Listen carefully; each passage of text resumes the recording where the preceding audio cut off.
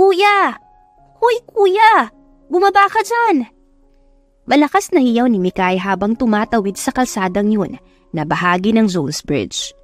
Mabilis na naagaw ng kanyang pansin ang lalaking yun na tila ba tatalon sa nasabing tulay. Naagaw ang kanyang pansin. Paano nga ba naman ay posturang-postura ang lalaki? Naka-coat and tie, tapos matangkad pa. Hindi man niya tanaw ang mukha nito, ngunit sa tingin niya ay gwapo ito. Hoy kuya! Masarap ang buhay! Kung ano man yang iniisip mo, hay nako tigil-tigilan mo kuya! Natatarantang sigaw ni Mikay habang nasa ilang metro lamang ang layo nito sa lalaking nakaupo sa may railings ng Zones Bridge sa Maynila. Ayaw naman niyang lubos na lapitan ng lalaki dahil baka mas lalo pa itong matrigger sa kung ano man ang nais nitong gawin. Marahan na lumingon sa kanyang lalaki. Mugtong-mugto ang mga mata nito. Mukhang galing lang sa pag-iyak. Banaag ang lungkot at bighati sa mukha ng lalaki. Gayunpaman ay maaaninag ang angking ganda ng lalaki. May pagkatsinito ang mga mata. May maliliit na ilong na bumabagay sa hugis ng mukha nito. Nagulat si Mikay nang titigan siya ng lalaki. Titig na tila galit. Matalim. Hala? Go!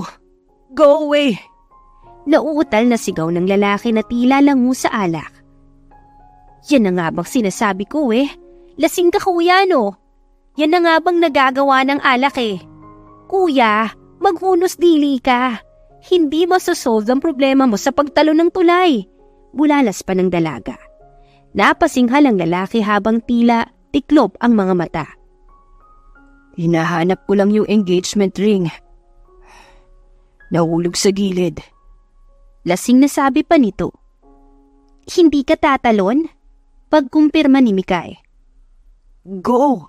Muling sigaw ng lalaki.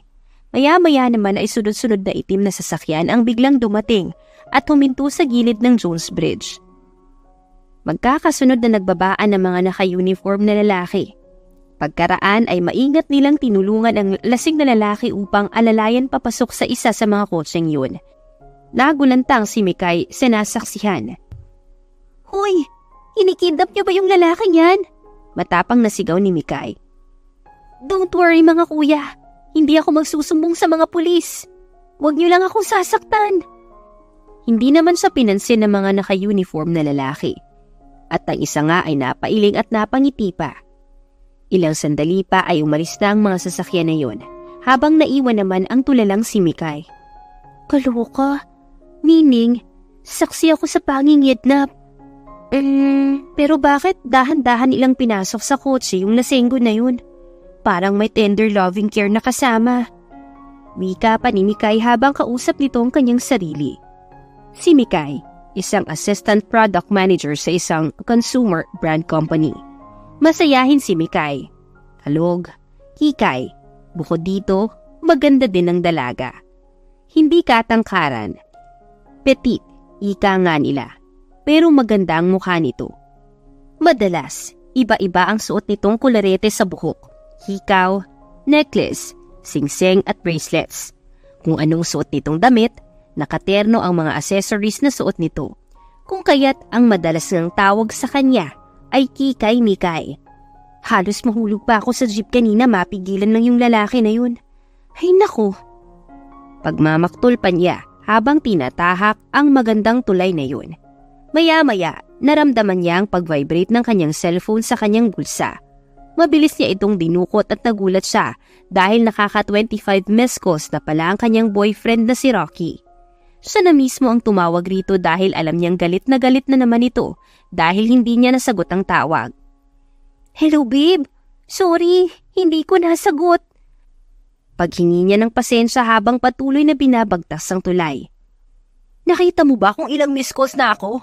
Ibig sabihin, importante kung bakit ako tumatawag. Ito naman Pabulyaw na sabi pa ng nasa kabilang linya. Sorry na babe, bakit ka pa napatawag?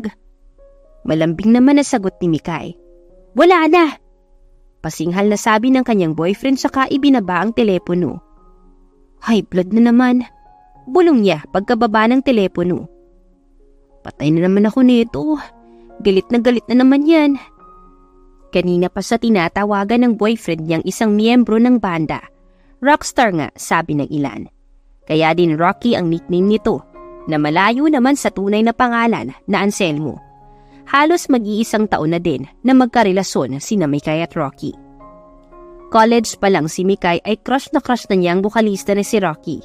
Halos lahat ng gig nito ay lagi siyang present, hanggang sa maging alalay siya ng grupo nito. At nang huli ay naging sila din ni Rocky. Mahal na mahal ni Mikay ang musikerong ito. Lahat binibigay niya sa lalaki. Magregalo ng iPhone, mga branded na damit at sapatos, isang limited edition na gitara. At itong mga nagdaang buwan nga ay dahil sa konting gig na lang ang banda nila ay napapahiram na din ng pera ni Mikay ang boyfriend nito. Wala naman siyang problema dito. Mahal niya kasi. Ngunit dahil sa labis na pagmamahal na ito ni Mikay, ay naaabuso ang kabaitan ni Mikay. Wala siyang hinihindian sa lalaki. Lahat ng naisin nito binibigay ni Mikay kahit hirap na siya. Kailangan ni Rocky ng pambayad sa apartment, siyang bahalang gumawa ng paraan. Kapag ipit ang lalaki, may utang si Rocky, si Mikay ang sinisingil. Hindi na nga maintindihan kung pagmamahal pa nga ba ito kung matatawag o katangahan na.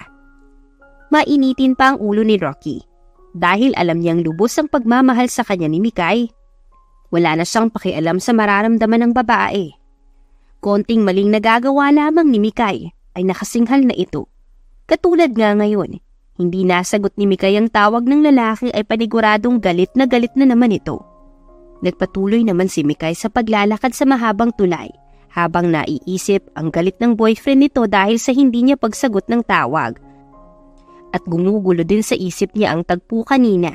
Ang lalaking tila nais tumalon sa Jones Bridge.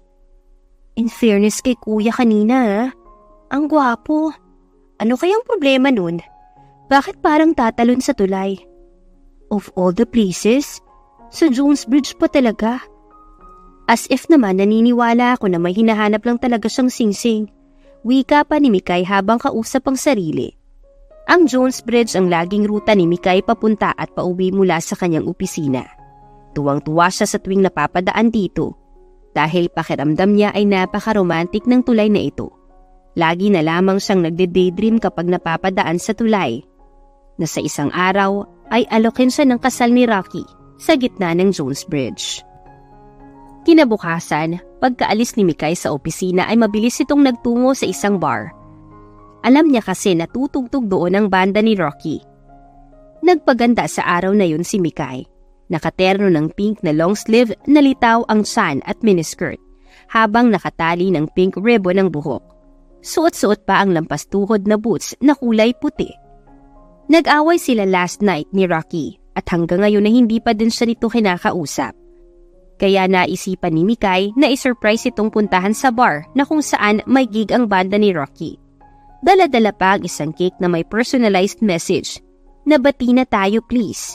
Pagdating niya sa nasabing bar, tapos na ang session ng banda ni Rocky. Ibang grupo na ang nasa entablado. Hindi niya naabutan ang grupo ng boyfriend na tumutugtog. Naisipan niya pa naman na habang kumakanta si Rocky ay lalapitan niya ito at iaabot ang cake.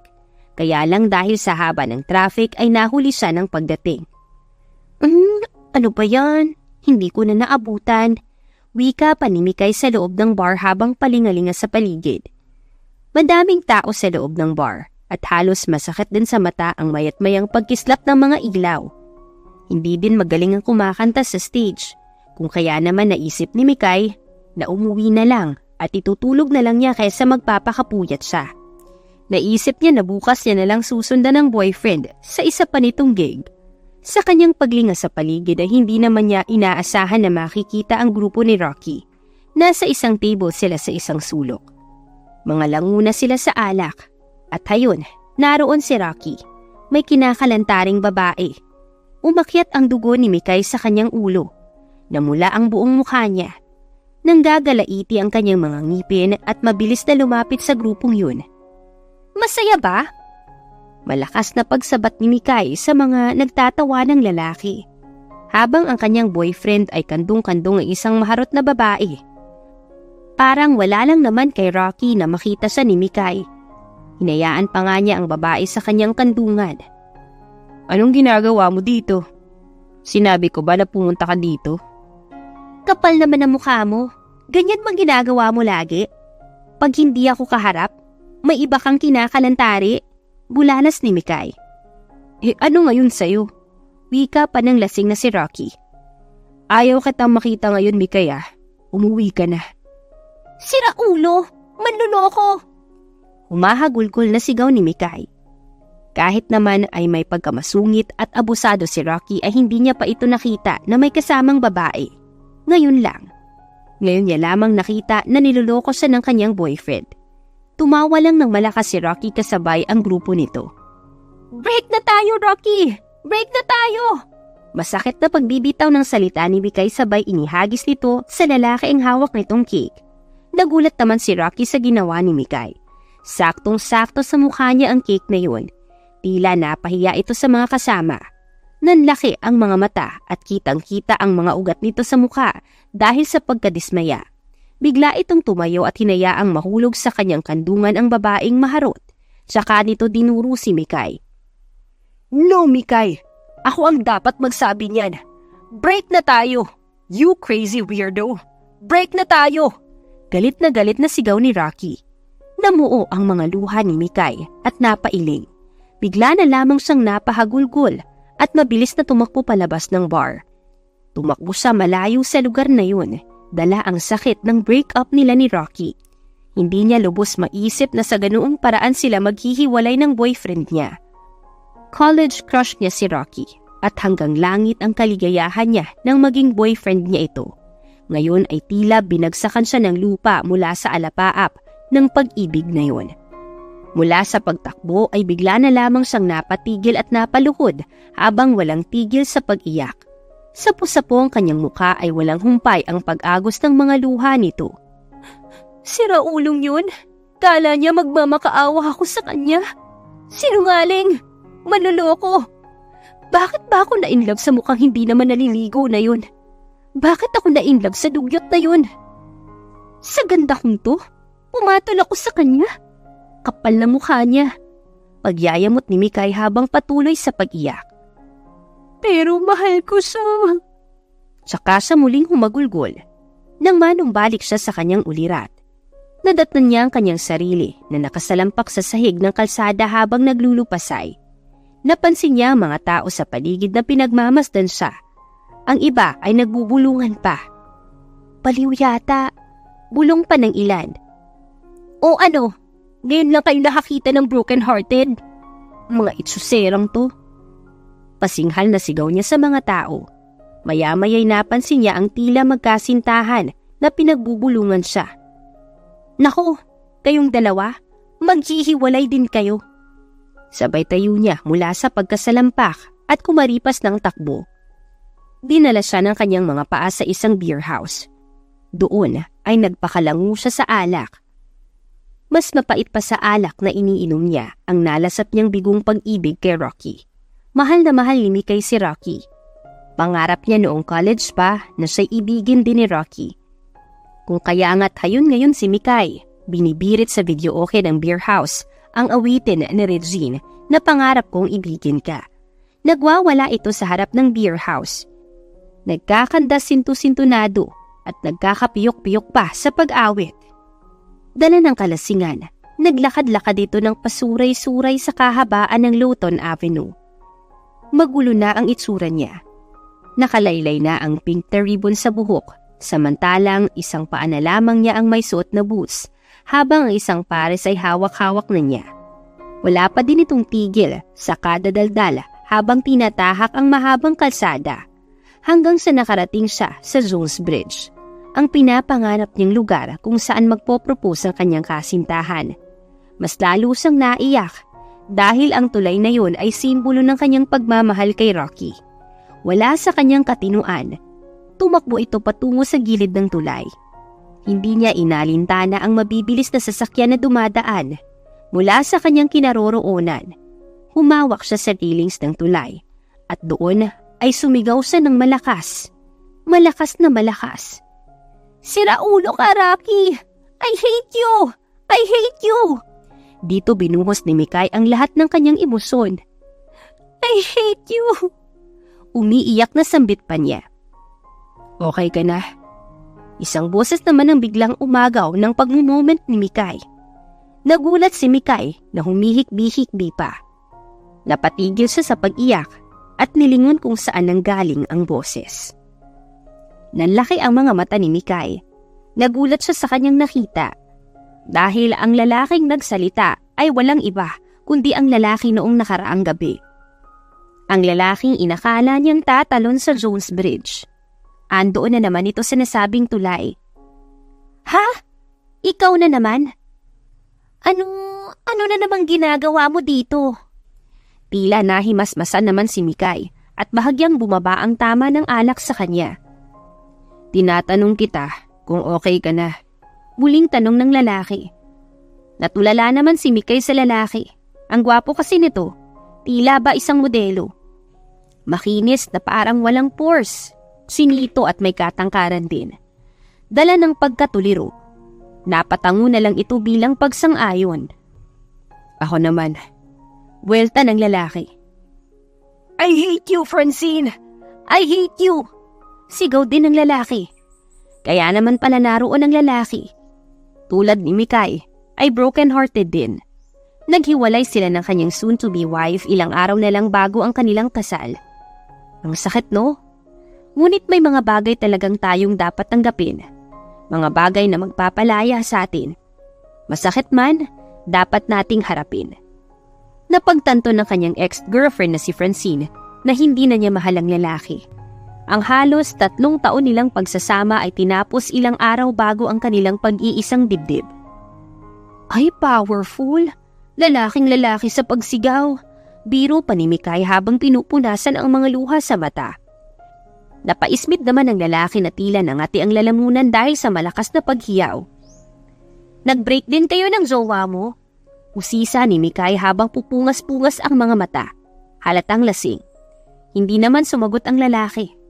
Nakatulala lang sa malawak na ilog habang hawak ang isang bote ng beer. Akala ko, kahapon, nakidnap ka ni.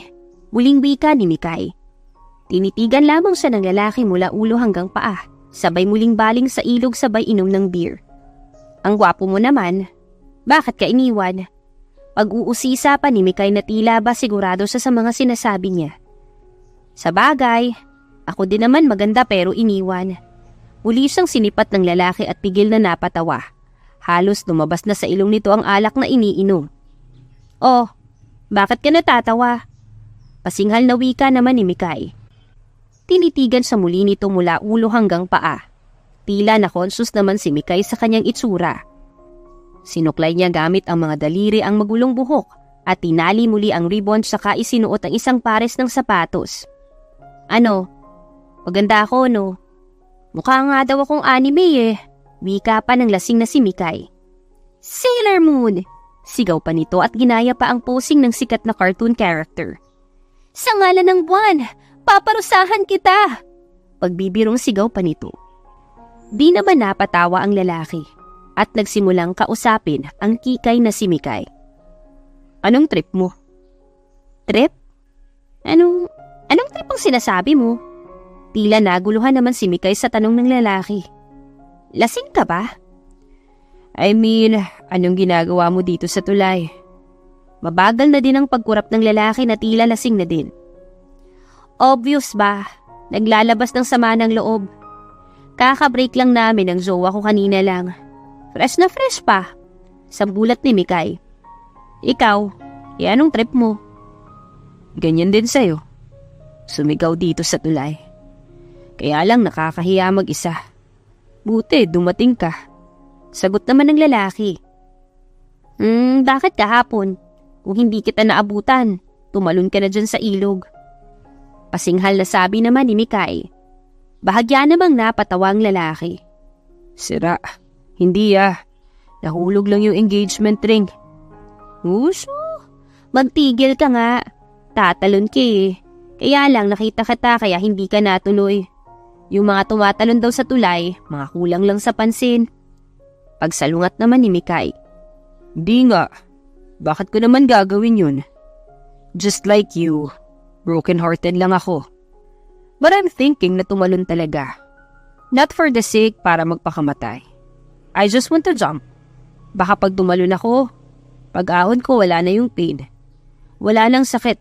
Wala na yung kirot. Malungkot na sabi ng lalaki. Oh, pagkagwapo pa lang nagsabi niyan. Ang sweet, no? Wika pa ni Mikay. Napaismid naman ng lalaki. I'm solo. Walang ano-ano ay nagpakilala ang lalaki. Ako si Mikay. Nakangiting pagpapakilala naman niya. Napatawa naman si Solo sa narinig. Oh, bakit ka natawa? Bulalas ni Mikay. Ang bantot ng pangalan mo eh. Joke. Biro pa ng lalaking lasing. Lasing ka lang. Ang ganda kaya ng pangalan ko. Iilan lang sa Pilipinas ang may pangalan na Mikay, no? Pagyayabang pa ng babae. Muling humigop ang lalaki ng hawak nitong bote ng beer. Ganito pala ang feeling ng broken-hearted, no? I never experienced this before. Ang sakit pala. As in, tagos na tagos sa puso eh. Tila naiiyak naman ang lalaki. I know, right? Sapat naman ni Mikay sabay inagawang bote ng beer sa lalaki. Saka humigop din. Painom ah. Wala kang virus ah. Hala, ang hygienic ah. Napairap naman si Mikay. Napatawa naman ang lalaki at natahimik silang dalawa habang nakatitig sa payapang ilog. Ang ganda ng tulay na to, no? Dito ko pinangarap na magpo-propose ang siraulo kong ex-boyfriend eh. Napaka-romantic sana. Tumalima si Mikay sa tulay at minasdan ang mga pose ng tulay na napapaligiran ng mga ilaw. Dito kami nag-prenup pictorial. Mahinang sabi ni Cholo. Biglang baling naman ni Mikay sa kausap. Oh no. Talaga? Bakit dito ka nag-e-emote? Double kill na yan ah. Bulalas ni Mikay. Yeah, I know. Dami naming memories dito sa Jones Bridge. Dito din ako nag-propose sa kanya. Malungkot na sabi pa ng lalaki. Napabuntong hininga naman si Mikay. Naiintindihan niya ang lalaki. Ang sakit na nadarama nito. Tulad niya, bigo din sa pag-ibig. Pag-ibig na hindi kayang suklian o tumbasan. Masakit. Lalo na't sa pag-iibigan na yun ay iisa lamang ang siyang tunay na nagmamahal. Talon tayo? Biglang pag-aya naman ni Mikay. Ha? Sa ilog? Gulat na sabi ng lalaki. Hindi, sa langit. Tatalon tayo sa langit. Siyempre sa ilog, saan pa ba? Bulalas pa ni Mikay. Biglang tinungga ng lalaki ang hawak na bote. Wala na itong laman. Ubus na ang beer. Shot muna tayo pampalakas ng loob, saka tayo bumalik. Suwestyon pa ni Cholo habang nakangiti. Duwarog. Pasinghal naman na sabi ni Mikay. Takot ka lang eh. So nung nakaraan, nagpapapansin ka lang talaga. Gwapo nga, duwag naman. Bili muna tayo ng beer. Nauutal pang sabi ni Cholo. Bakit ang gwapong naglalasing, mas lalong gumagwapo? Oh, lasing lang talaga ako. Bulong pa ni Mikay. Halika na. Sabay akbay sa kanya ng lasing na si Cholo. Namula palalo ang lasing na si Mikay. Lord, may kapalit na ba kaagad si Rocky na balahura? Ano? Nilapit ng lalaki ang mukha nito sa kanya. Dito nga ay mas lalo pang napansin ni Mikay ang kutis nito. Kutis mayaman at parang porselana. Pugi ka, sabi ko. Kaya lang, ang baho ng hininga mo. Amoy chiko. Panunukso pa ni Mikay. Ha? Mas lalo pang iniinis ni Solo ang dalaga at binugahan siya nito ng hininga nito. Kadiri ka! Sabi naman ni Mikay na tila kinikilig naman. Nang mga sandaling yun, tila matagal na silang magkakilala. Tila ba sa sandaling yun, naging kampante sila sa isa't isa. Ang parehong luhaang mga puso ay nagkaunawaan. Iisa ang nararamdaman. Iisa ang pangangailangan. Ang karamay sa gitna ng kawalan. At dito nga'y natagpuan nila ang isa't isa. Nagtungo ang dalawa sa malapit na beer house habang magkaakbay at pasuray-suray. Doon ay tinuloy nila ang naudlot nilang paglalasing. Dito nila binuhos ang lahat. Lahat-lahat ng sakit na nararamdaman nila. Hindi man magamot ng alak ang hapdi at kirot, At least, naibsan naman ito. Pansamantalang naglaho. Nakailang bote din sila ng alak. Langung-lango na sila pareho. Ngunit ang paglalasing nilang yun ay naglapit sa kanilang dalawa. Tawanan na walang humpay. Kwentuhan at biruan. Nang sandaling yun, masaya lang sila. Masaya sa piling ng isa't isa. Hanggang sa sumapit ang 3:00 ng madaling araw. Wala nang ibang tao sa beer house, bukod sa kanilang dalawa. Hoy, kayong dalawang lasing, magsasara na kami. Pangatlong beses ko nang lumapit sa inyo 2:00 ang closing namin. 3:00 na. Pauwiin niyo naman ako. Bulalas ng waitress. Chill ka lang. Ate, pautal-utal na sambit ni Cholo. Isang round pa ate. Sabad naman ni Mikay. Tumigil ka. Lasing na kayo. Pagbabawal naman ng waitress. Hindi nalalasing si Sailor Moon. Nakuha pang magbiro ng lasing na si Mikay. Tatawag na ako ng barangay kapag di pa kayo umalis. Pananakot ng nagagalit na waitress. Uy, alis na tayo. Tila nahimasmasa naman si Mikay nang marinig ang salitang yun. Pagbaling ni Mikay sa lalaki ay nakita niya ito na nakadukduk na sa lamesa at humihilik. Pambihira! Saan ko dadalhin to? Hindi ko alam ang bahay nito. Bigla namang namoblema si Mikay. Hindi pa bayad yan Sambit pa ng waitress. Huy! Gising! Bayaran mo to! Napakadami mong in-order na chicken wings. Huy, Cholo! Walang tigil sa pagkalabit si Mikay sa mahimbing na natutulog na lalaki. Hey! Ano? Tatawag na ba ako ng barangay? Muling paalala ng waitress. Excited ka, ate? Bulalas ni Mikay tsaka dumukot ng pera sa wallet nito tsaka kumuha ng pera na pinambayad sa waitress. Keep the change! Pairap na sabi pa ni Mikay. Cholo! Uy, gumising ka, Cholo! Pilit na ginigising ni Mikay ang lalaki. Diyos ko, Lord! Binigyan mo pa ako ng bibit-bitin. Maya-maya pa'y sinubukan ng alalayan ni Mikay ang lasing na si Cholo. Tumayo sila habang nakadantay sa kabila niyang balikat ang tulog na si Cholo. Diyos ko po, ang bigat nito. Hoy Cholo, lasing din ako Huwag kang masyadong pabigat dyan. Pagmamaktol pa ni Mikay. Saan tayo pupunta? Saan kita ihahatid? Pambihira ka.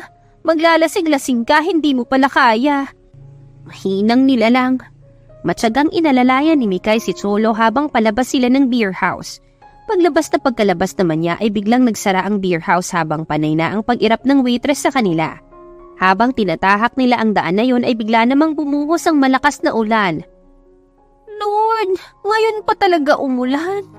Timing na timing, sabi pa ni Mikay sabay baling sa kinakaray na lalaki. Uy, gumising ka na nga dyan. Tila nahimasmasa naman si Cholo nang maramdaman ng patak ng ulan na tumatawa sa balat nito. Anong nangyari? Umuulan, gumising ka na. Bulalas naman ni Mikay. Nang magbalik sa ulirat si Cholo ay mabilis siyang umalis sa balikat ni Mikay. Pinagmasdan ng paligid. Umuulan? Sumilong tayo. Pasuray-suray silang tumakbo at naghanap sila ng masisilungan. Nakailang kilometro din sila sa pagtakbo. Mga nilalamig at nanginginig na. Ilang sandali pa nga ay dinala sila ng kanilang mga paa sa tapat ng gusaling yun. Sa tapat ng isang motel. Kinabukasan nagising na lamang si Mikay sa masikip na kama. Katabi si Cholo. Katabi ang lalaking kagabi niya lang nalaman ang pangalan. Katabi ang kainuman niya. Katabi ang kasama niyang nalasing. Nagulat siya sa kanyang posisyon. Nakayakap pa sa kanya ang tulog na lalaki. Marahan niyang tinanggal ang nakadantay na kamay nito.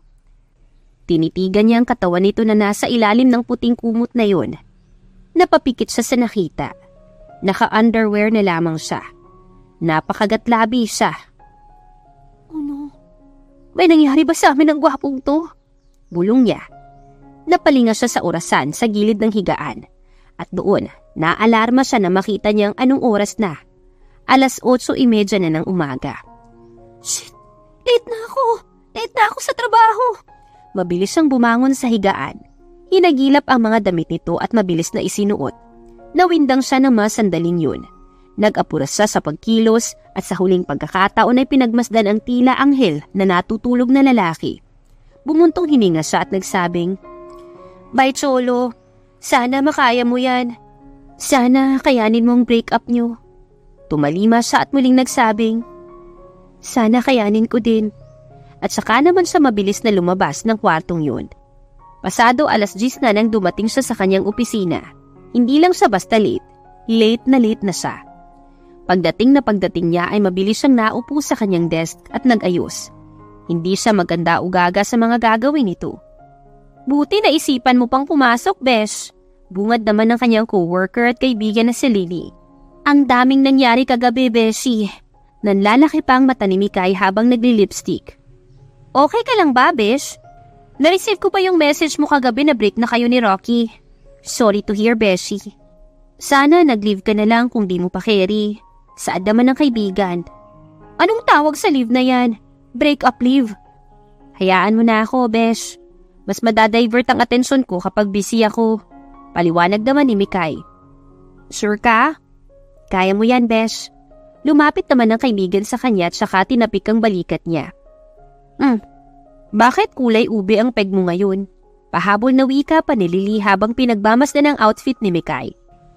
Kulay violet na dress habang may hair clips sa buhok na kulay violet din na tinirnohan pa ng lavender na earrings at necklace. "Nagluluksa, beshi," banat ni Mikay. "Dahil patay na ang pagmamahalan namin ni Rocky." "Naluloka ako sa'yo." Nawindang naman na sabi ng kaibigan.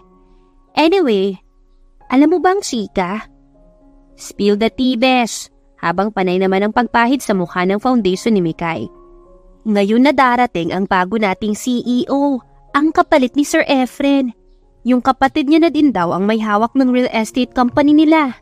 Balita ko, grabe daw ang pinagdaanan nun sa love life." Pagdedetalye pa ni Lily.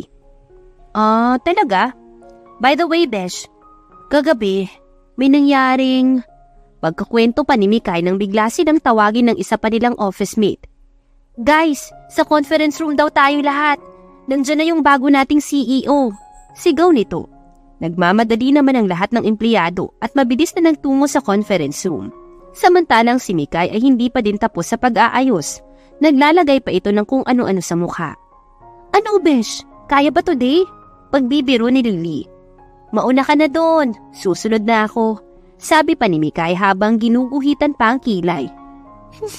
"Kaluka ka, besh. Iwan na kita dyan." Sabi pa ng kaibigan saka ito umalis at nagtungo sa conference room. Halos lahat ng empleyado ay nasa conference room nang dumating si Mikay. Marahan siyang pumasok sa loob. Insakto naman na pinakilala na ng kanilang HR manager ang kanilang bagong CEO nang dumating si Mikay sa loob ng conference room. "Guys, let's welcome our new Chief Executive Officer, Mr. Cholo Aquesta." Hindi pa man nakakaupo si Mikay, ay muli itong napatayo. Nanlaki ang mga mata niya sa nakita. Napanganga ito at hindi makapaniwala sa kanyang nakikita. Ang Cholo Aquesta na yun ay ang lalaki sa Jones Bridge. Ang lalaking nakasama niyang nalasing. Ang lalaking nakasama niyang natulog kagabi sa isang motel. Napatakip na mukha si Mikay at nagtago sa likod ng isa niyang coworker. "Thank you. I don't need this much attention. Let's work together and we will be okay. Now, let's go back to work." Mariing sabi nito. Seryoso, hindi nakangiti. Ibang-iba si Cholo sa nakasama niya kagabi. Nagpaligalingan naman si Cholo sa buong conference room at nakaagaw naman sa atensyon nito ang babaeng nakakulay violet na nakayukong lumalabas habang sapu-sapu nitong mukha. "Hey!" Sigaw ni Cholo. Nagulat si Mikay na nanatiling nakayuko at nakatakip ang mukha. "Hey you! Girl in violet dress!" Muling sigaw ni Cholo. Napatda si Mikay sa kinatatayuan niya. "Patay! Ako nga ang tinatawag." Napapikit si Mikay. "Nahulog ang necklace mo." Sambit ni Cholo. Nakita pala nito na kumalas sa leeg ni Mikay ang kulay lavender nitong kwintas. Marahang lumakad pabalik si Mikay habang nakatakip pa din ang mukha at nanatiling nakayuko. Pagtapat nito sa kinaroroonan ng kwintas, ay akma niyang pupulutin ito. Ngunit dumulas ito sa kamay niya at tinangka ulit damputin ng isa niya pang kamay. Nang makuha pa niya ang kwintas sa sahig ay nawala sa isip niya na takpan ng kanyang mukha. At sa kanyang pagbaling ay bumulaga ang kanyang mukha sa harapan ni Cholo. Napanganga si Cholo sa nakita at bahagyang napaatras. You? Bulalas ng lalaki. Buti na lamang ay wala ng tao sa loob ng conference room. What are you doing here? Napalunok si Mikay at natuliro. Kinakabahan siya sa mga sandaling yun. I work here. No way! Sambit ni Cholo. Yes way, I'm working here. Banat naman ni Mikay. The other night, I was just drunk. Paliwanag ni Cholo tsaka ito lumapit kay Mikay at bumulong. Anong ginawa mo sa akin? Nanlaki naman ang mga mata ni Mikay at napasinghal. Excuse me, ikaw, anong ginawa mo sa akin? Ako dapat ang nagtatanong yan, diba?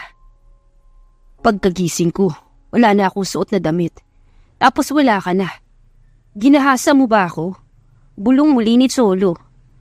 Ay Lord, patawarin. Bakit naman kita gagahasain? Hello, ako ang babae sa atin. Ako dapat ang nagtatanong yan. Pinandidilatan pa ni Mikay ang kanyang CEO. You mean, hindi mo din alam na may nangyari sa atin o wala? Pagkukumpirma ni Cholo. Hindi ko alam, sir. Lasing ka. Lasing ako. Hindi ko nga alam na nakatulog ako. Sambulat naman ni Mikay. So, walang nangyari? Pagsisiguro pa ng lalaki. Hindi ko alam. Ano ba dapat? Ano bang gusto mong marinig? Saad naman ni Mikay. The truth. I just want to know the truth. Hindi ko na alam ang nangyari last night. All I know is sobrang lasing ako.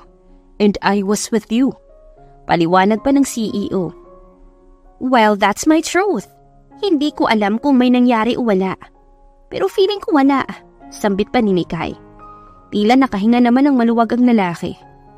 Well, let's keep it a secret, okay? It's just between you and me. What happened last night didn't happen again. Napatango na lang si Mikay. Kung may nangyari man, I just want to say sorry. Wala talaga akong maalala. And thank you sa pagsama sa akin kagabi. Ang natatandaan ko lang ay gumaan ang pakiramdam ko kagabi. Thank you for that. Seryosong wika pa ni Cholo. Bahagya namang napangiti si Mikay. Thank you din. Ang totoo, wala naman talagang nangyari sa dalawa kagabi. Pareho silang nalasing. Nang maulanan ay pareho silang tumakbo sa isang bukas na establishment that night. At yun ay isang motel. Kumuha sila ng isang room. At dahil basang-basa ang mga suot nilang damit ay hinubad nila ito. Pagkahubad ay agad silang nahiga at natulog dala ng kanilang kalasingan. Now, back to work. Utos pa ng lalaki na biglang nagseryosong muli. Okay sir. Nauutal naman na sagot ni Mikay. Pagbalik ni Mikay sa kanyang desk ay kaagad siyang nilapitan ni Lily at inusisa kung bakit nagtagal pa ito sa loob ng conference room kasama ang kanilang bagong boss. Anong nangyari? Bakit ka naiwan sa loob ng conference room? Pangungulit ng kaibigan. Wala, Beshi. Pinagsabihan lang ako kasi late akong pumasok sa conference room. Pagsisinungaling ni Mikay. Yan na nga bang sinasabi ko eh. Inuuna mo kasi ang mag-bake up. Napakamot sa ulo si Lily. Besh, kanina na-mention mo na may problema sa love life ang bago nating CEO. Anong klaseng problema? Usisa ni Mikay sa chismosang kaibigan. Yun ba? Kasi daw, ikakasal na dapat yung si Sir Cholo. Tapos na fall out of love ang jowa. Parang all of a sudden, biglang naglaho ang pag-ibig kay Sir. Akalain mo yun, sa gwapo ni Sir. Tapos pinakancel ang wedding. Tapos nag-runaway bride ang lola mo. Biglang missing in action. Ang sabi, nagpunta daw sa Europe. Ang sabi naman ng iba, inasa Palawan. Tapos sabi ng iba, sumama daw sa surfer boy sa Siargao. Kaya naiwang luhaan ang sinito nating CEO. Nalugmok at nabigo sa pag-ibig. Kaya to the rescue ang Fodra Bells. Imbis na ipadala sa New York para mag-take ng master's degree, pinahawak na itong isa nilang kumpanya para ma-divert yung atensyon niya. At para mabantayan siya ng pamilya niya, Pag nasa Jumerica kasi 'di ba, hindi nila alam kung anong gagawin doon dahil broken-hearted. Pagdidetalye ni Lily. Napatango naman si Mikay at nakumpirma nga ang mga bahaging naikwento ni Cholo nung gabing yun. Nakakaloka naman yung nangyari pala, Beshi. Pero mas naloka ako sa'yo. Daig mo pa si Christopher Min sa pagkasismusa mo. Banat naman ni Mikay. Bakit mo naman naitanong ng biglaan, Beshi? Ikaw ang dapat kong tanungin. Anong nangyari kagabi pagkatapos niyong mag-break ni Rocky? Tinawagan kita, hindi ka na sumasagot. Tanong ni Lily. Anong nangyari after kung nahuling may kinakalantaring maharot na babae ang balahurang Rocky na yun? Ayun, hinagisan ko ng cake sa muka. Sa pool. Pagmamayabang pa ni Mikay. Sabihan ba naman akong crazy weirdo? At sa pa ang may ganang makipag-break? Ang kapal ng mukha. Ay, sharpshooter. Pero Beshi, if you need my shoulder to lean on ha, I'll be here. Pagsasabi pa ng kaibigan. Salamat, Besh. Pero carry ko na naman eh. Yun lang. Alam mo yun? Diba college pa lang tayo, patay na ako sa kanya. Dati pinapangarap ko lang siya eh. Pero alam mo yun, baka hindi kami yung meant for each other. Tama na siguro yung naging kami. Saka ang rule ko, once nagloko, ay wala nang balikan. Once a cheater, always a cheater. Pahayag pa ng malungkot na si Mikay. Maya-maya naman ay bigla na lang sumulpot galing sa kung saan ang bago nilang CEO, si Cholo. Talaga bang ganyan ang kaugalian niyo dito sa kumpanyang to? Sigaw ni Cholo habang pinagmamasdan ang mga empleyado. Ang mga empleyadong abalang-abala na nagkwekwentuhan habang nagtatrabaho. Magchismisan habang nasa trabaho? Nataranta ang lahat at biglang nagtungo sa kani-kanilang desk. Sabay kanya-kanyang harap sa kani-kanilang computer monitor. Since I will be your new CEO, ayaw na ayaw ko na sinasayang niyo ang oras na binabayaran kayo sa pagchisismisan. Nakakunot noong bulyaw pa nito. Nagulat naman si Mikay sa inasta ng lalaki. Ibang-iba sa lalaking nakasama niya kagabi. Tila ibang tao ang nasa harapan nila ngayon. Hindi siya ang Solo na nasa Jones Bridge. O baka dahil lasing lang ito ng gabing yun. I need the annual expense reports and plan for actions for this year. I need those in my table, now! Mariing utos nito, kasunod ay pumasok sa office nito at binagsak ang pinto. Naalarma ang lahat. Hindi sila magkanda o gaga sa gagawin. Mikay, yung plan of actions reports, sa'yo yun diba? Paalala ni Lily sa kanya. Patay! Napapikit si Mikay sabay kamot ng ulo. Yun nga pala yung pagpupuyatan ko dapat kagabi. Napainom ako. Biglang bagsak ng balikat pa nito. Naku, mukhang maghahanap ka na ng bagong trabaho, friend. Panunulsol ng kaibigan. Kaya ko to. Positibong tugon ni Mikay sabay sinimulan gawin ang hinihinging report ng kanilang CEO. Lumipas ang isang oras. Abalang-abala pa din si Mikay habang nakatutok sa laptop nito. Kinakabahan siya sapagkat halos hindi pa siya nangangalahati sa kanyang ginagawa. Maya-maya ay lumapit sa kanila ang sekretary ng CEO. Guys, all the managers and assistant managers, quick meeting daw sa boardroom, sabi ni Sir Cholo. Pag-aanunsyo nito, assistant product manager si Mikay. Ibig sabihin, kasama siya sa meeting na yun. Ang problema ay hindi pa niya tapos ang hinihinging report ng kanilang CEO. Ilang sandali pa ay nasa loob na sila ng boardroom. Isa-isang naupuruan ng mga 3 product managers at ang 2 assistants, kabilang sina Mikay at Lily. Doon sa dulong silya naupo si Mikay sapagkat ayaw niyang siya ang pagdiskitahan ng kanilang boss, lalo na't hindi pa nito natatapos ang hinihingi nitong report. Tahimik ang lahat, binabasa ang mood ng kanilang CEO. Sir, let me introduce our marketing team. I am Lily po, Assistant Product Manager. Pagpapakilala ni Lily, sabay isa-isang tinuro ang mga nasa upuan. The product managers po, Miss Tanya, Sir Noel, Zoe, at yung isa pa ding assistant manager, si Mikay. Tumangulang si Cholo habang isa-isang tinitigan ang mga mukha ng mga taong naroon. Okay, let me start sa status ng mga products natin. Nireview ko ang sales data ng company at lahat ng produkto ay declining. So, what's the plan? Where's the plan of action reports? Nakakunot noong bungad ni Cholo. Napatingin ang lahat kay Mikay. nangangahulugan na nasa kanya ang hinihingi ng CEO. Pilit ang ngiti ni Mikay at napakagat ng labi pa. Sir, kasi hindi ko pa natapos. Mahinang sambit ni Mikay. What? Sir, hindi ko pa po tapos.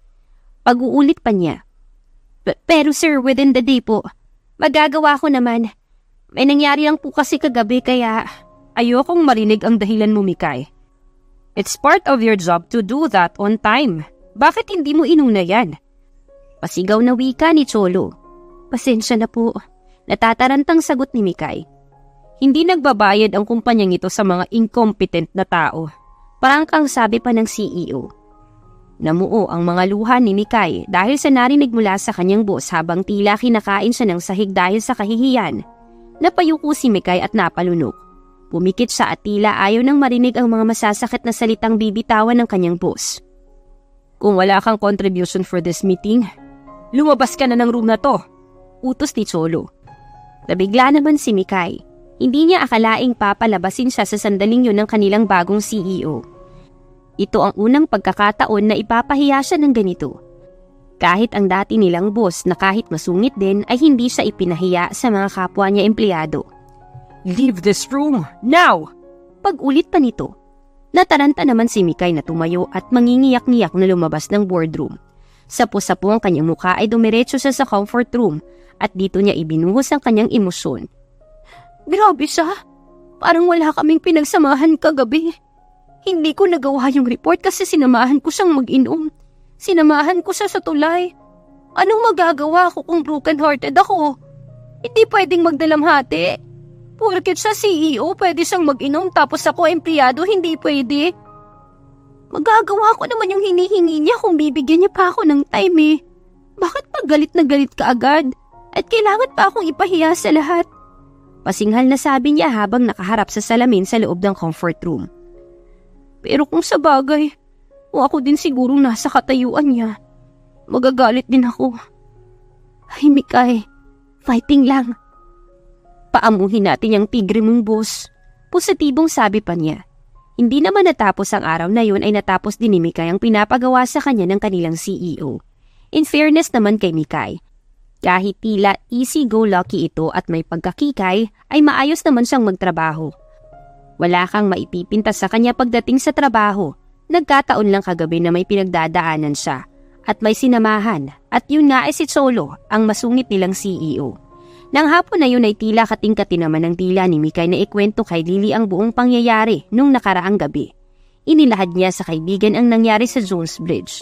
Ang muli nilang pagkikita sa tulay ni Cholo, ang paglalasing niya after the breakup, at ang magdamag na pagkalango nila sa alak ng kanilang CEO, at ang pagsasama nila sa iisang kwarto sa hotel.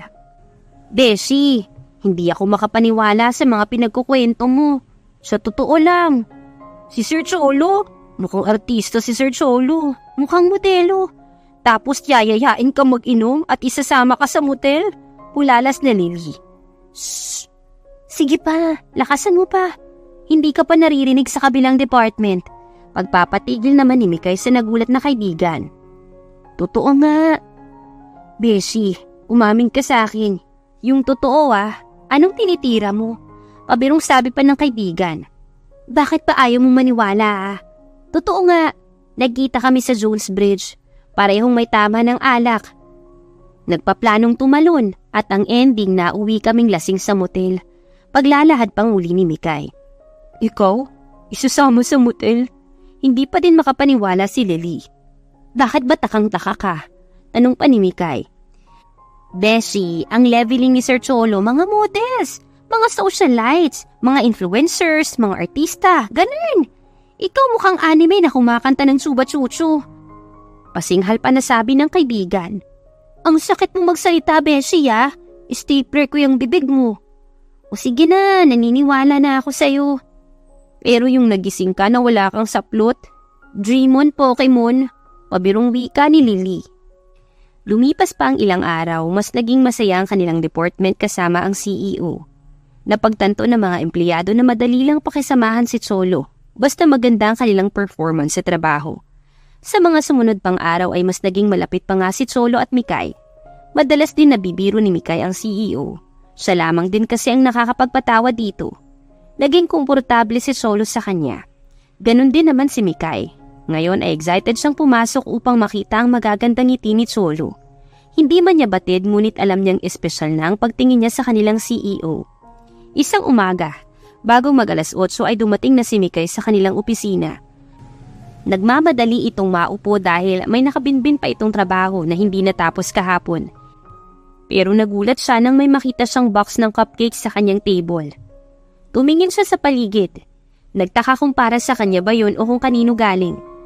Napansin naman niya na may note sa ibabaw nito. Binasa niyang nakalagay. "Singtamis nito ang ngiti mo. Thanks for being part of the team, Cholo." Nanlaki ang mga mata ni Mikay nang mabasa ang nakasulat. Kinikilig at tila may kakaibang nararamdaman. "Ha? Nai-inlove na ba ako kay Sir Cholo?" Tanong niya sa kanyang sarili. "Naku patay, di pwede. Erase.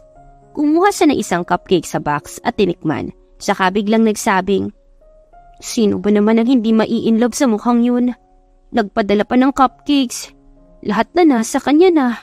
Gwapo, mayaman, at ngayon nga, mabait pala. Siya na ba si Mr. Right? Hi Lord, alam ko langit at lupa ang pagitan namin. Please, huwag niyong hayaan na ma-fall ako sa kanya." Magtatakip silim ay naroon pa din si Cholo sa kanyang opisina. Madami pang tinatapos na papeles. Katapusan kasi ng buwan kung kaya't madaming hinahabol na benta. Alam naman ni Mikay na busy ang CEO kaya't hindi na niya ito inabala. Nagpadala ito ng text message bilang pasasalamat sa bigay nitong cupcakes. Ngunit hindi siya nakatanggap ng mensahe pabalik. Nang mga sandaling yun, inaantabayan na naman ni Lily at Mikay na matapos ang kanilang boss para makauwi na din sana sila. Ngunit alas 8 pasado na ay nasa loob pa din ito ng kanyang opisina. Alam nilang naroon pa ito sapagkat naririnig pa nila na tila may mga kliyente pa itong kinakausap sa telepono. "Beshi, mauna ka na. Ako na lang ang maghihintay kay Sir Cholo," sabi ni Mikay, saka ito naghikab. Napahikap na din si Lily. "Sigurado ka? Halika na, alis na tayo. Super overtime na tayo Baka sabitan na tayo ng medalya niyan." "Baka mamaya kasi may kailanganin si Sir Cholo. At least may mautusan siya." "Sige na, go na. Ako na lang ditong bahala," dagdag pa ni Mikay. "Sure ka?" Pagkumpirma naman ni Lily. Tumango lamang si Mikay at umiti. Mabilis naman na nag-ayos si Lily ng mga gamit nito tsaka nagmamadaling umalis. "Bye, Beshi." "Bye," sagot pa niya. Tumakbo pa ang oras. Alas 9, alas 10, alas 11. Hindi pa din lumalabas sa kanyang opisina si Cholo. Nang mga oras na yon ay talagang inaantok na si Mikay. Halos makailang Korean novela na din siyang napapanood. Naisipan niyang kumuha ng kape at ibigay kay Cholo sa loob ng office nito. Para din malaman ng CEO na naroon pa siya at naghihintay sa kanya. Kumatok siya sa pinto at siya na din mismo ang marahang nagbukas. "Sir, coffee po." Alok ni Mikay pagkapasok nito sa office ni Cholo. Abalang-abala naman si Cholo sa mga pinipirmahan itong papeles ng mga sandaling yun. Agad itong napatingin kay Mikay at nagulat. "Oh, you're still here?" "Hinihintay ko kayo, sir. Hindi ka pa ba uuwi?" Malakas na loob na tanong ni Mikay habang nilalapag sa lamesa ang kape. "Ang dami ko pang tatapusin." "You may go. Pasensya na, hindi ko na malaya ng oras," sabi naman ni Cholo. "Sige sir, hintayin ko na lang kayo." "Sigurado ka ba? Madami-dami pa to." Sambit pa ng lalaki. "Go lang sir. Doon lang ako sa desk ko. Kung may kailangan po kayo, tawagin niyo lang ako." Nakangiting sagot naman ni Mikay. "Pwede bang dito ka na lang sa loob ng office ko magstay?" Pakiusap ni Cholo. Napalunok naman si Mikay at nabigla. Ha? Okay sir." "Kahit maupo ka lang dyan, gusto ko lang may kasama ako dito para hindi ako antukin." Paglalahad pa nang nakangiting si Cholo. Naturete naman si Mikay sa ngiting yun ng CEO. Sige sir." Pilit ngiting sambit naman ng dalaga at saka naupo sa bakanting silya. "Gusto niyo ba sir, magtsuwa-tsuso ako dito para magising ka?" Nagbiro pa si Mikay upang di mahalatang naiilang siya kay Cholo. Natawa naman ang CEO sa kanya. Ikaw talaga. By the way sir, thank you sa cupcakes ha. Nag-message ako kanina kaya lang busy ka. Wika pa ni Mikay. Muling ngumiti si Cholo sa kanya. I hope you like it. Sabay kinuha nito ang tinimplang kape ni Mikay at nang sa aktong hihigupin na niya ito ay bigla itong napaso. Dahilan upang matapunan ang white long sleeves niya. Ouch! Pag-aray nito habang halata na napaso sa mainit na kape. Napaigtad naman kaagad si Mikay na makita na mapaso ang dila ni Cholo. Mabilis itong lumapit sa kanyang boss. Hinagilap ang tissue sa likod ng table ni Cholo at nang akmang pupunasan nito ang kape sa suot ng lalaki ay aksidente niyang nahawakan ang kamay nito na noong sandaling yon ay hawak-hawak ang parte ng damit nito na natapunan ng kape. Mabilis na tinanggal ni Mikay ang kamay nito sa kamay ni Cholo. Nataranta siya at kaagad na napahakbang palayo sa lalaki. Ang init ng kape. Sabi na lang ni Cholo upang hindi mailang si Mikay. Napatango na lang din si Mikay at pilit ang ngiti habang namumula ang mukha. Muli siyang naupo sa silyang yun at kunwari ay abala sa pagpindot-pindot ng cellphone nito. Pasado 3:00 na ng madaling araw nang matapos lahat ni Cholo ang mga gawain nito. Umabot naman siya sa deadline. Bukas ay dapat naipasa na ito lahat sa kanilang kliyente. Bumuntong hininga siya. Sa wakas, tapos na din. Napatingin siya kay Mikay sa silyang nasa tapat niya. Ayun at natutulog na habang naghihilik pa. Tumayo si Cholo sa kinauupuan nito at marahang lumapit sa natutulog na si Mikay. Mataimtim niya itong pinagmasdan. Hinawi nito ang buhok nitong halos tumakip sa kanyang mukha. Ang babaeng nasa harapan niya ang sumagip sa kanya sa kanyang kalungkutan ng gabing yon sa Jones Bridge. Ang babaeng ito ang nagbalik ng ngiti sa kanyang labi. Ang babaeng ito ang nagbigay sa kanya ng dahilan upang mas maging mabuti sa kanyang trabaho. Napangiti si Cholo. Tila may kung anong umisil sa puso niya. Sigurado na siya. Umiibig siya kay Mikay. Mikay? Marahang inuga ni Cholo ang balikat ng dalaga. Mikay, let's go. Marahang nagmulat ng mata si Mikay. Nabigla siya na nasa kanyang harapan na ang maamong mukha na yun ni Cholo. Napaigtad siya at nagpunas ng labi. Okay na sir?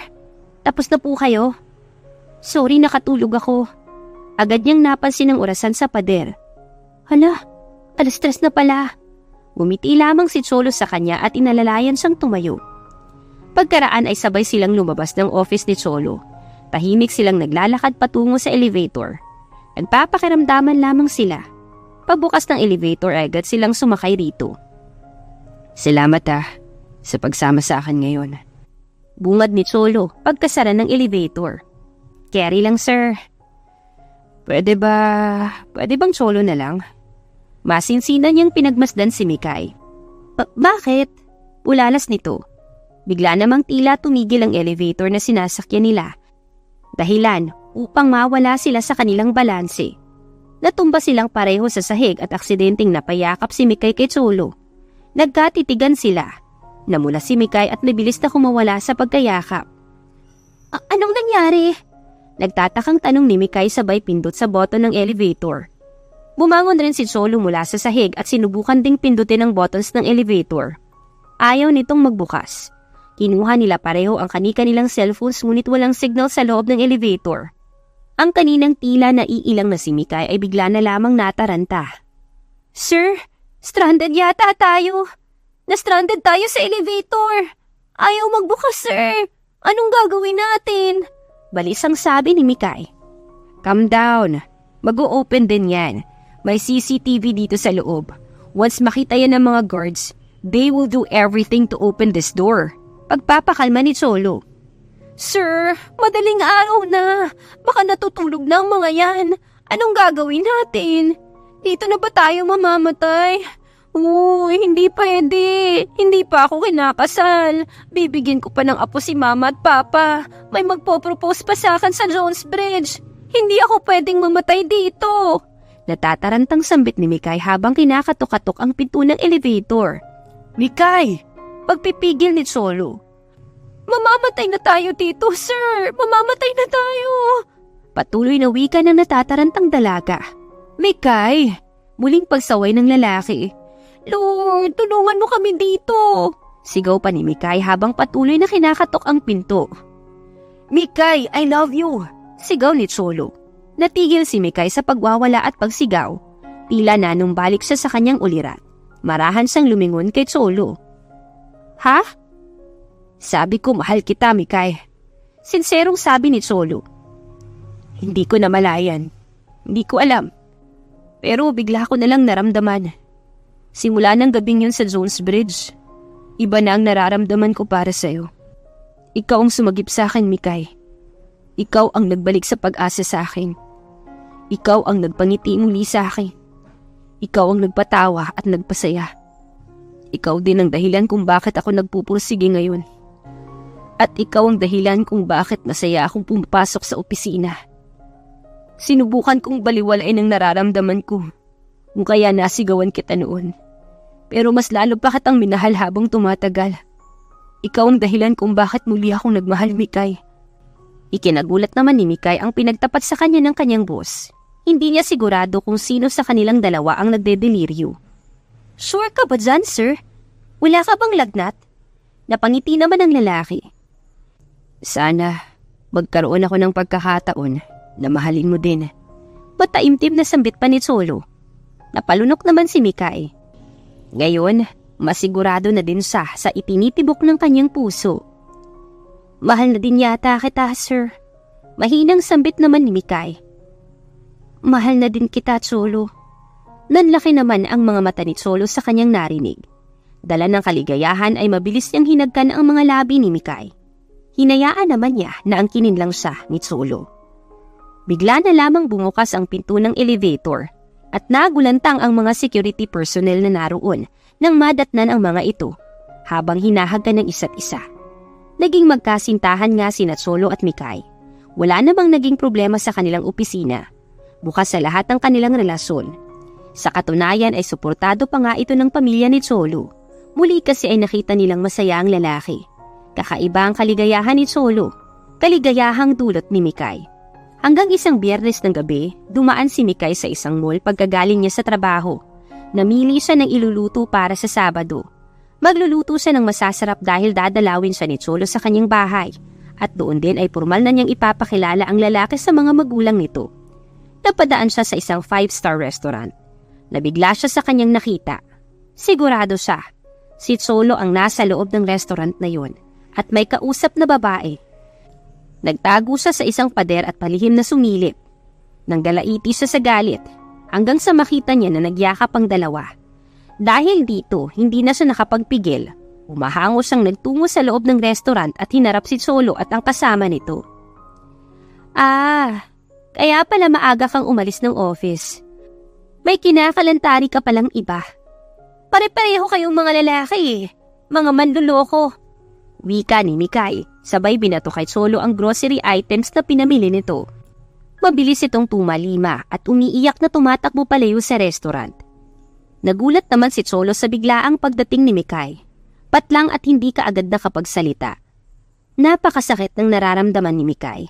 Ang buong akala niya ay tapat si Cholo. Naiba siya kumpara kay Rocky. Naiba si Cholo kumpara sa ibang lalaki. Ngunit lahat ng yon ay naglaho sa kanyang nasaksihan. Nang gabing yun, hindi muna siya umuwi. Bagkus ay pumunta siya sa Jones Bridge.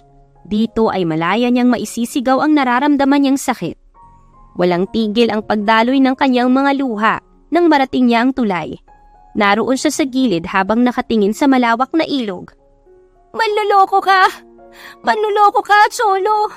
Isang malakas na sigaw ang pinakawalan nito sa tulay. Bakit walang sumeseryoso sa akin? Hindi ba ako kamahal-mahal? Pagtangis ni Mikay habang damang-dama ang pait ng bigo nitong pag-ibig sa ikalawang pagkakataon. Okay ka na? Isang pamilyar na kataga naman ang muli niyang narinig. Ito din ang katagang narinig niya noon nung sumigaw siya sa tulay patungkol naman sa paghihiwalay nila ni Rocky. Marahan niyang nilingon kung saan nanggaling ang mga katagang yun. Cholo? Pasinghal pa na sabi ni Mikay. Anong ginagawa mo dito, cheater? Bigla-bigla kang tumatakbo. Hindi mo ko pinag-explain. Si Francine yun, yung babae sa restaurant. Pagtatapat ni Cholo. Nagbalikan na pala kayo. Congrats. Panakip butas lang pala ako. No, nag-usap lang kami at nagkaroon na ng closure. Nagpakita na sa finally. Pero pareho kami, wala nang feelings para sa isa't isa. Tinuldukan lang namin ang chapter ng buhay namin na magkasama kami dahil may mahal na akong iba. At walang katumbas ang pagmamahal na yun. At ikaw yun, Mikay. Ikaw ang minamahal ko, wala nang iba. Sinserong pahayag pa ni Cholo. Tila natauhan naman si Mikay. Hindi din naman siya masisisi sa kanyang ikinilos sapagkat minsan na niyang nahuli ang lalaking minahal niya na may kasamang iba kung kaya takot na siyang mangyari itong muli. Promise? Paninigurado pa niya. Promise, sa ngalan ng buwan. Masayang sagot naman ni Cholo. Maya-maya'y lumuhod ito sa kanyang harapan. Mikay, alam kong isa to sa mga pangarap mo at gusto kong ako ang tumupad nun. Dinukot nito sa kanyang bulsa ang isang box at binuksan sa harap ni Mikay.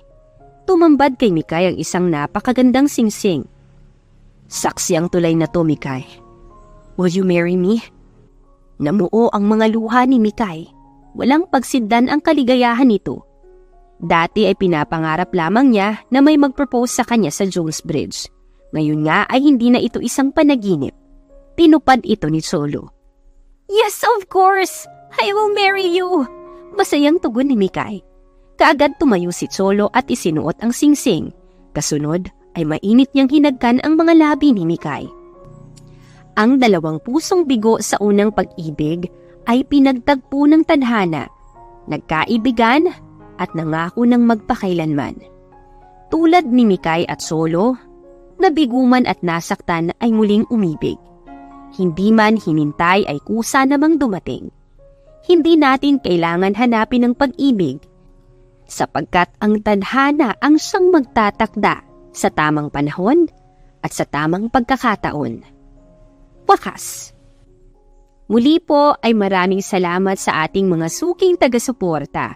Kaya hi po dyan kay Ma'am Joanne from Adelaide, South Australia, Boy Buko Vlogs from Tarlac, mga OFWs po natin from Singapore, Delia Granda from Toronto, Canada. Maraming salamat po sa inyong pakikinig sa ating kwento ngayong araw. Hanggang sa muli, dito pa rin yan sa Dear Siren.